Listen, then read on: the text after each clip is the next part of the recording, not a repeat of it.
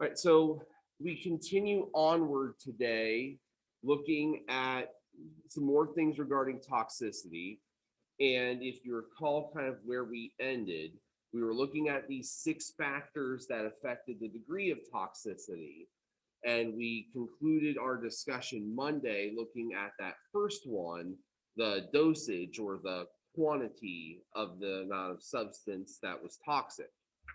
A secondary factor here that we need to consider is the duration of the exposure itself. So there is a difference between a single momentary exposure to a toxic material and the prolonged exposure to toxic materials over a considerable period of time. What we know is that the more exposure we get to something, the more likely it is that we are going to experience ill effects of that exposure. And the more likely it is that those ill effects are going to start to come onto the more dangerous side the longer the exposure continues. And the other thing that we have to consider here is kind of like just individual differences between people. So, because dosage differences can be considered, if you have a 200-pound man and a 250-pound man both getting exposed to the same concentration, that could have different effects on their body because of their body masses. It could also have different effects on their body based on just individual sensitivities and kind of what their particular sensitivity to that material is. So with duration, there really isn't a uniform kind of guideline that we work off of. But we do know that generally speaking, the longer the exposure is, the more difficult it is going to be to deal with. Our third factor here is the rate of absorption. With this, we're really getting into what is the mode of entry. Because we talked about the 3 different modes of entry: oral ingestion, skin absorption, and inhalation. Those 3 modes of entry have different kinds of wait times because we have to figure out how close is the substance to getting into the bloodstream and being distributed. So with inhalation, we know that it is very, very fast because the toxic material goes directly into the lungs. The lungs have a direct barrier to the blood, and the blood, being very close to the heart, gets pumped out very quickly to the rest of the body. If you absorb something in your eyes, well, yes, it's eventually going to get to the rest of your body, but it's got to make its way through the blood vessels and kind of round trip through the body before it can really get circulated far past where the eyes are. And so the difference here between ingestion, where again we have to go through the process of digestion, and skin absorption is time. Those processes tend to take more time. And with that time, we can actually have the ability to act.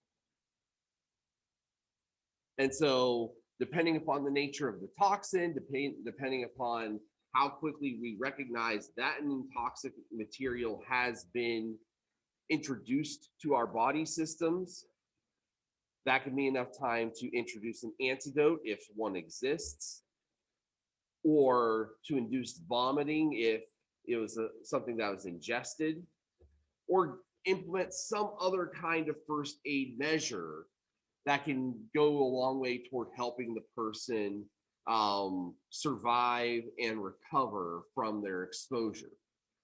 Now, notice they only mention that absorption and ingestion here. For inhalation, it's not to say that it is impossible, but because the stuff has already made its way into the bloodstream through inhalation, the treatment processes are different and usually a lot more difficult. We usually have to do things like introducing hyperbaric oxygen or some other kind of breathing treatment, which may not be readily available Certainly wouldn't be in any kind of normal first aid kit. It would require first responders and or a hospital to help administer the, the appropriate measures. Individual differences here. So looking at things like age, sex, ethnicity, general health of individuals. Generally speaking, for toxic materials, the people that are most involved are the young and the old. For the young, it's primarily because of body mass. The same amount of substance that would cause you to be sick could be fatal to a 7-year-old. They have less body to kind of absorb that dose. For the elderly, we're talking about immune system differences. General health plays a role in your ability to fight off infection and your ability to fight off other kinds of after effects of these toxins. Genetics can also be a contributor to susceptibility. We've seen this over the past 2 years as we've gone through this COVID pandemic, where different age groups, but most importantly, different ethnic groups have responded differently to the pandemic and to how their body systems have reacted to the pandemic, how it has affected different groups of people differently, in some cases worse, in some cases better. And a large part of that comes down to genetic code. Having slightly different DNA in those different ethnic groups has a role to play in that. We also know that for people that are immunocompromised, that they're already susceptible to sickness and disease, they're going to be more susceptible to these nasty effects of toxic materials. And again, we've had kind of a crash course in epidemiology the past 2 years, talking about how diseases are transmitted from person to person and from group to group. And where have we seen probably the most nasty kinds of COVID effects? It's been people who are already kind of in poorer health to begin with, having other kinds of underlying conditions, and then getting a communicable disease on top of that. And their body's immune system's not being able to handle fighting all of them all at the same time.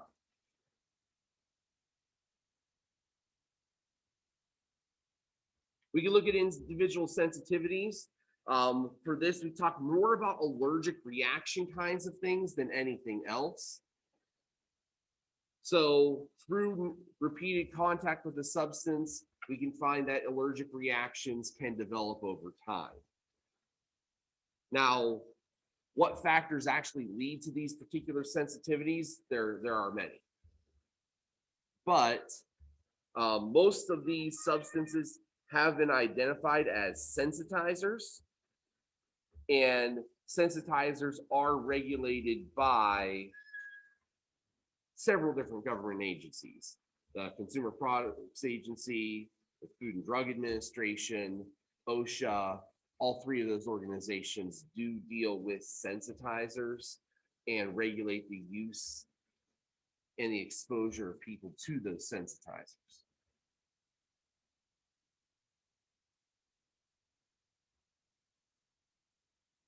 All right, so there should be one more factor here to consider, and that is the developing fetus. So in the event that a pregnant woman gets exposed to a toxic material through any of the modes of entry, there is a possibility that the baby that she is carrying could be impacted as well. Now, there is a barrier that exists between mother and baby. The placental wall can block certain transport of materials between the two. And so in some cases,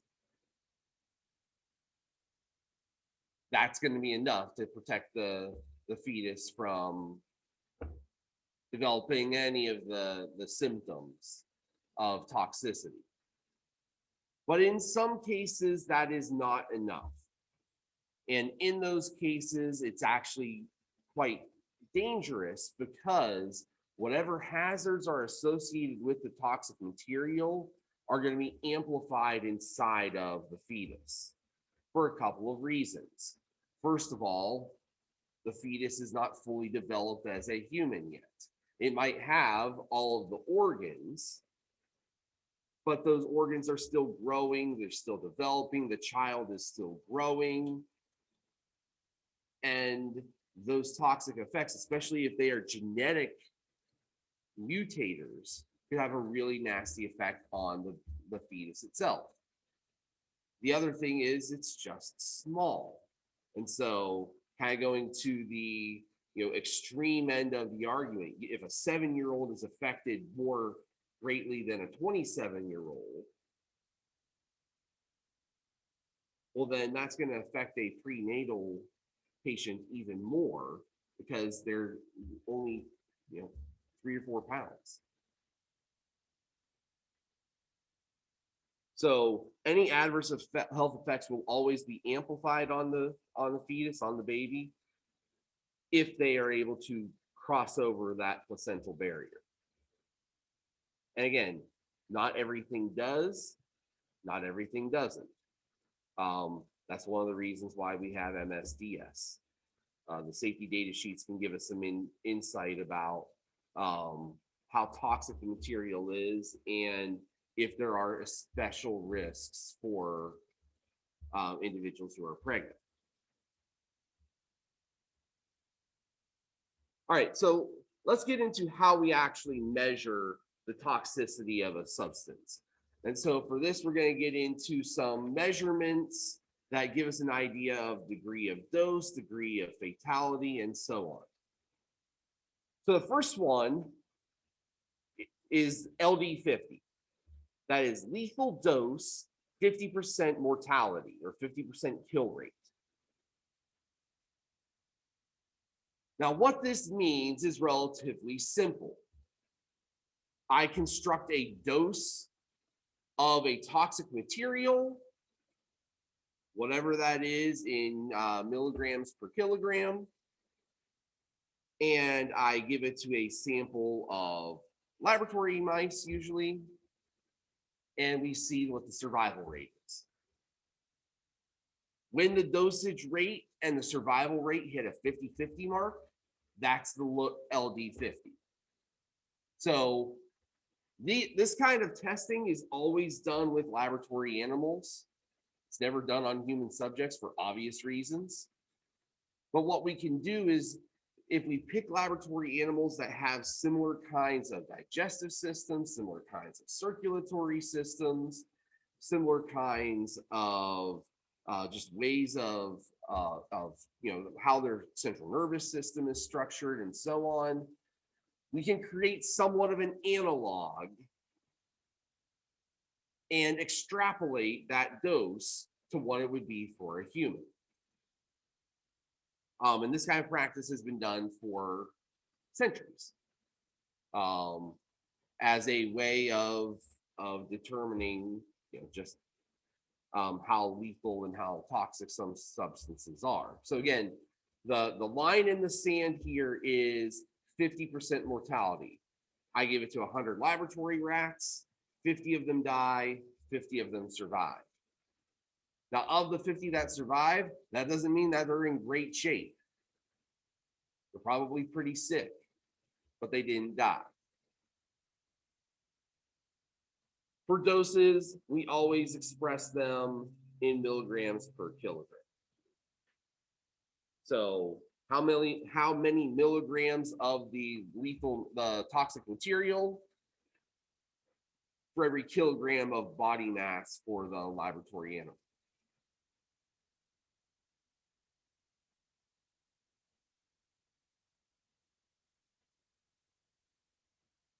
Now, very closely related to LD50 is something called LC50, lethal concentration, 50% kill. Where we see the difference, why this is used, if it's a concentration, we're talking about some kind of a solution. So either something in the liquid phase or something in the gas phase.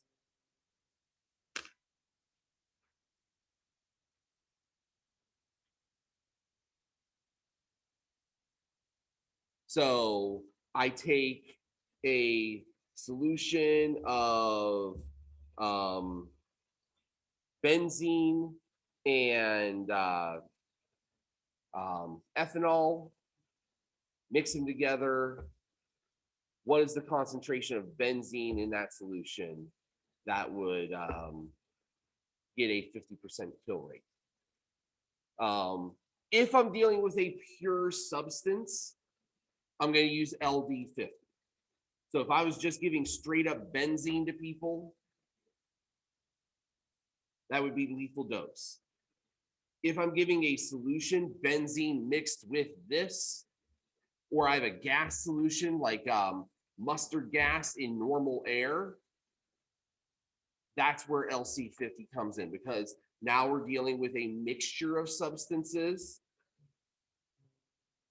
as opposed to the pure substance itself. Again, that can come in the liquid phase or it can come in the gas phase.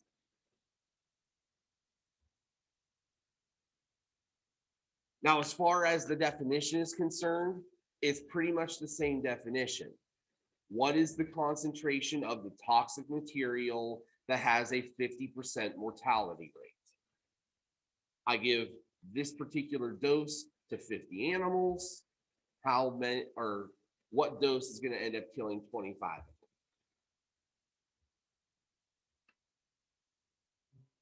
Because they are concentrations, we're going to see them as parts per million. Parts per million, just so that you are aware, is milligrams of the toxin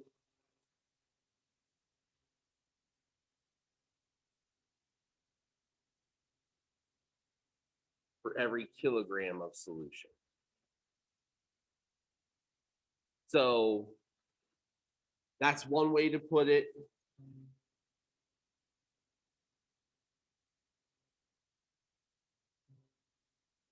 Another way of putting it is for aqueous solutions, for solutions in water, micrograms of toxin per liter of solution. I'm actually going to double check myself because something about that last sentence didn't sound right. Yeah, let's make that change. I misspoke there. Micrograms per liter is what we would call parts per billion. Milligrams per liter would be parts per million. So you can see it go both ways. It really just depends on what the solution is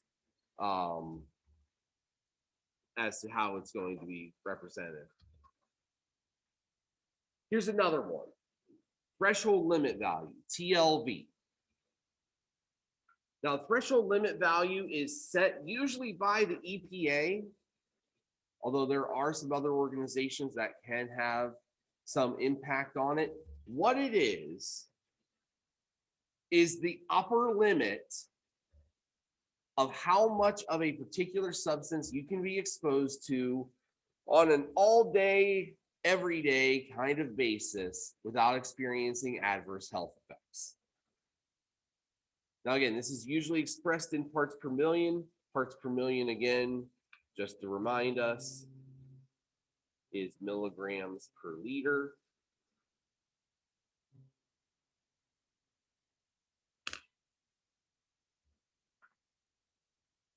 So as you might expect, For substances that are toxic, TLV values are going to be pretty low. For things that are not as toxic, TLV values are going to be higher.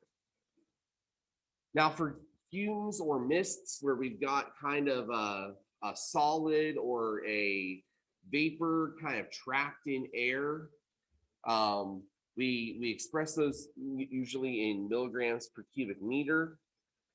That's slightly different. But again, for TLV, the important thing, the words that you need to remember are all day, every day. Because that's what's going to set this limit value apart from some of the other limit values. Because this is not the only limit we're going to discuss here. But this is your all day, every day limit. Again, usually this is set by the EPA because the EPA is going to be in charge of a larger function of kind of what you deal with on an everyday basis. They're going to be ones that are charged with air quality, with water quality, and so on. Here's another one. Permissible exposure limit, PEL.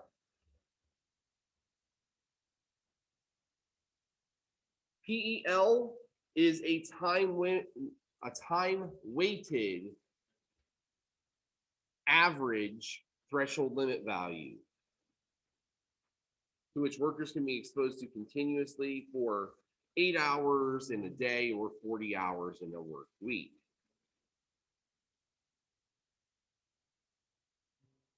We can calculate the PEL by monitoring the exposure.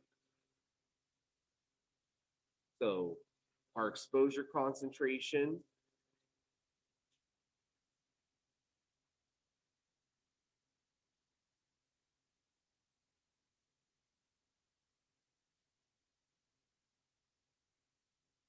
times the time for our first exposure plus the concentration times the time for our second exposure plus the concentration times the time for our third exposure, and on and on and on for as many exposures to that substance as we get in a day, divided all by the 8-hour workday or by the 40-hour work week. That's how we calculate PEL.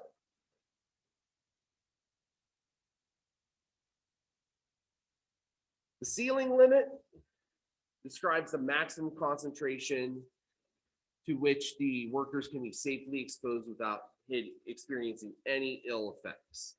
So there is a difference between these two.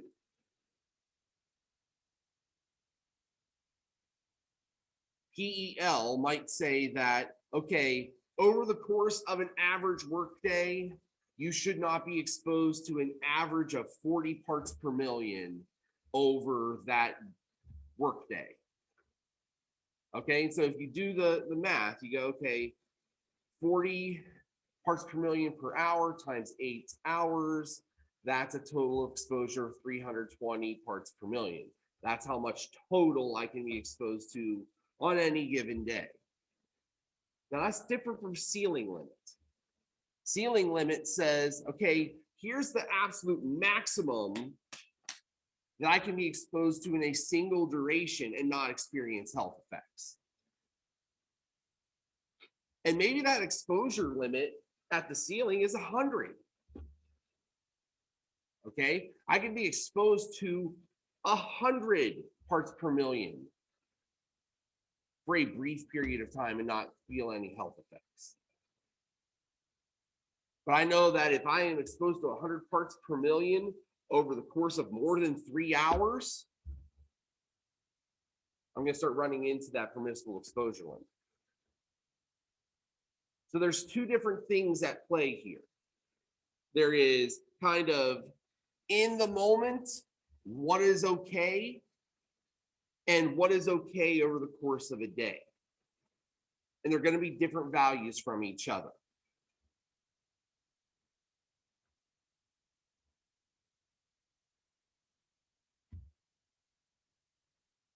And they are different from this, STEL, short-term exposure limit. A short-term exposure limit is the maximum concentration that a worker can be exposed to continuously for a period of roughly 15 minutes without suffering any of the following complications. No irritation, no chronic or irreversible tissue damages, no narcosis, nothing that is going to lead to an increased likelihood of accidental injury or impair your ability to get yourself out of the situation, self-rescue, or materially reduce your workplace efficiency. So if you get exposed to a substance and it makes you dizzy in that 15-minute time frame, and you're kind of in the fog the rest of the day, then whatever that exposure was, it's over STEL. STEL is the maximum that you can experience that doesn't give you any of those symptoms, doesn't cause damage, doesn't cause feelings of dizziness or kind of lethargy or causing irritation to your respiratory system. Now, as you can kind of see, all of these definitions here involve work. So we're talking about an OSHA regulation here. And there's one other thing that OSHA regulates with regard to STEL. You cannot have more than 4 exposures at that limit within a given day. And there has to be at least a 1-hour time lag between exposures.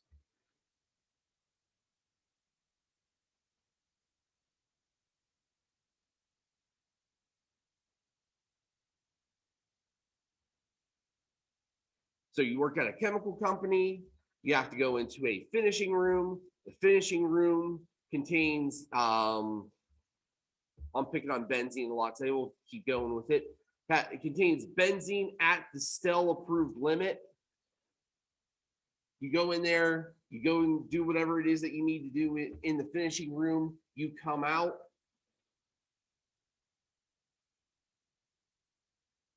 Boss says, half an hour later, hey, I need you to go back into the finishing room. Can't do it. Can't do it. Have to have 60 minutes in between exposures. That is to stay OSHA compliant at least. Also aren't supposed to be there for more than 15 minutes at a time. 15 minutes is kind of a rough guideline, but you certainly don't want to go too far above it.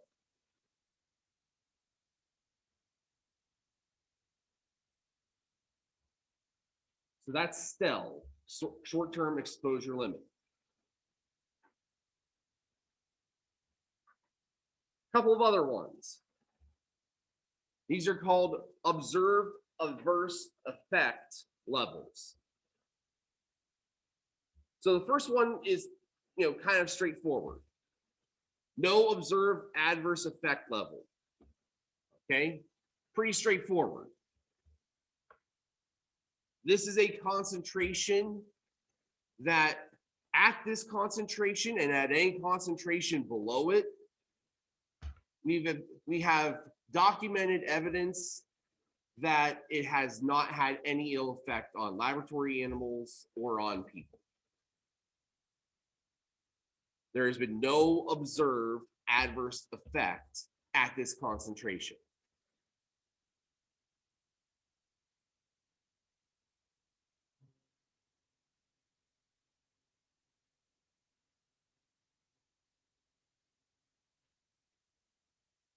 This is an unofficial term, but we have a word for that. We call it safe.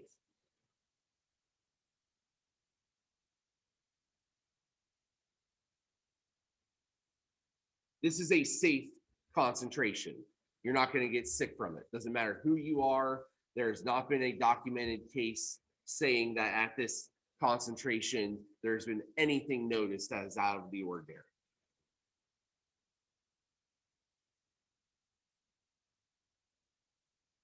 Now, similar to that is something called the lowest observed adverse effect level. And what this is the lowest concentration that has had a known effect on people or animals.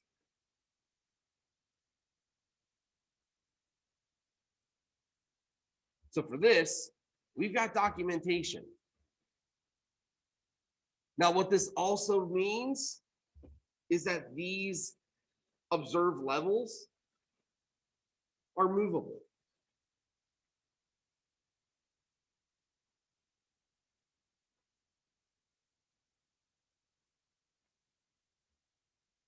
And so we have to keep that in mind.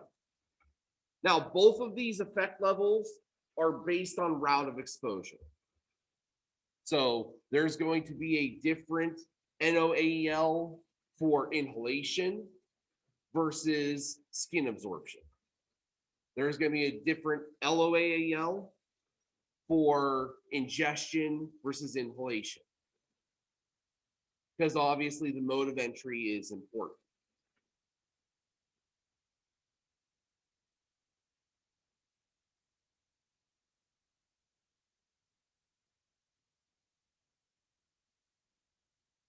All right, so we got just a couple more of these exposure levels to talk about. IDLH, immediately dangerous to life and health. IDLH.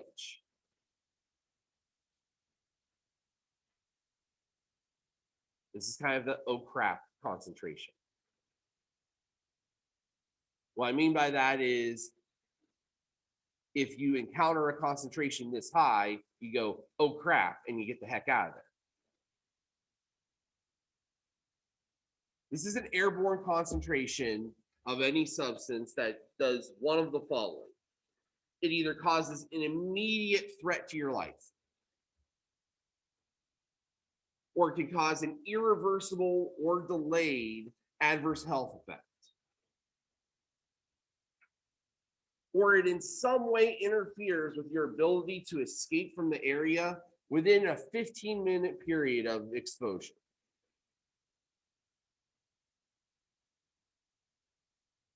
Like I said, this is a, oh crap, I gotta get out of here concentration.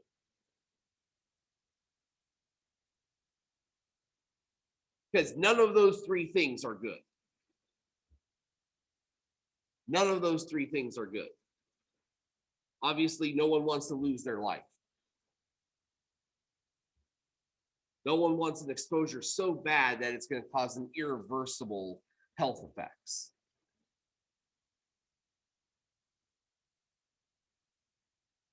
And if it is a problem and you're trying to escape the situation, you want to be able to get out of there. Because if this is an emergent situation, which most of the time this kind of stuff is, if the substance itself is that toxic, that difficult, if you can't get out of there, chances are less and less likely that first responders are going to be able to get in there to save your life in time.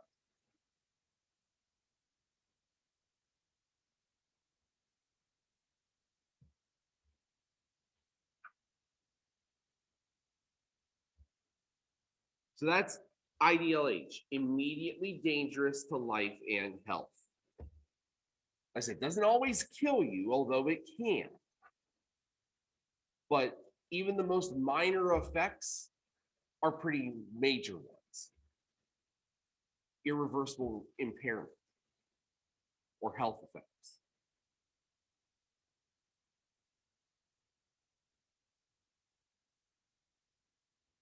The last one we're going to talk about today is REL, recommended exposure limit.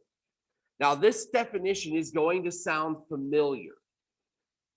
And the main reason it's going to sound familiar is because when we did permissible exposure limit, it was pretty much the same definition. The only difference is that we're talking about a 10-hour workday instead of an 8-hour workday. So from a calculation standpoint,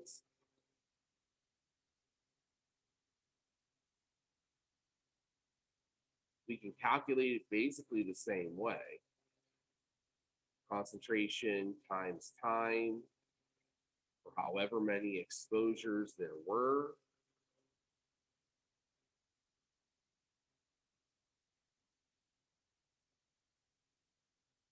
But divided over a 10-hour workday instead of out of an 8.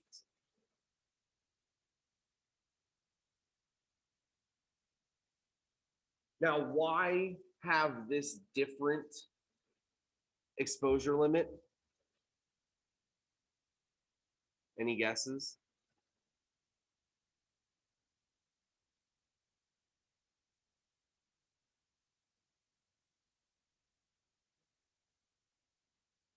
Why have this when we already have the permissible exposure limit?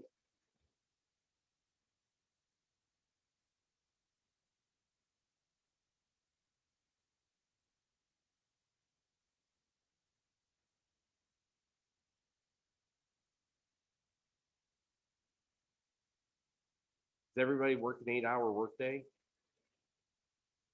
All right. How common is it in a lot of places to work 4 10s or 3 12s? Depending upon the industry that you're in, depending upon what field you go to work, it's very common to have that as your work week. And so that was one of the limitations of PEL, was that it was very restricted to, okay, you either have to have an 8-hour workday or a 40-hour work week. Well, what if you don't? And so a lot of industries and a lot of employers were coming back to OSHA and saying, well, hold on a second, this really doesn't apply to us. How can I hold my workers who are working a 10-hour shift to an 8-hour exposure limit? Isn't there another way? Isn't there something else that we can do? I mean, what about those 2 hours where they're not exposed to something? Why can't that be factored in? And so that's when the REL came out. The REL was kind of was kind of a response to this idea that, you know, work weeks aren't static. They're not flat. You know, a policy that would have probably worked really, really well in 1957 didn't necessarily work very well in 1997 or in 2022. So there had to be modifications accordingly. And so that's where this came in. It's still monitored by OSHA, but it's an adjustment for a particular type of work shift. And so that's where we're going to stop for today. On Friday and working into Monday as well, we are going to start talking about specific toxins. And we're going to start with kind of the most common one that is encountered on a close to everyday basis, carbon monoxide. So that's where we'll pick up on Friday. Have a good day.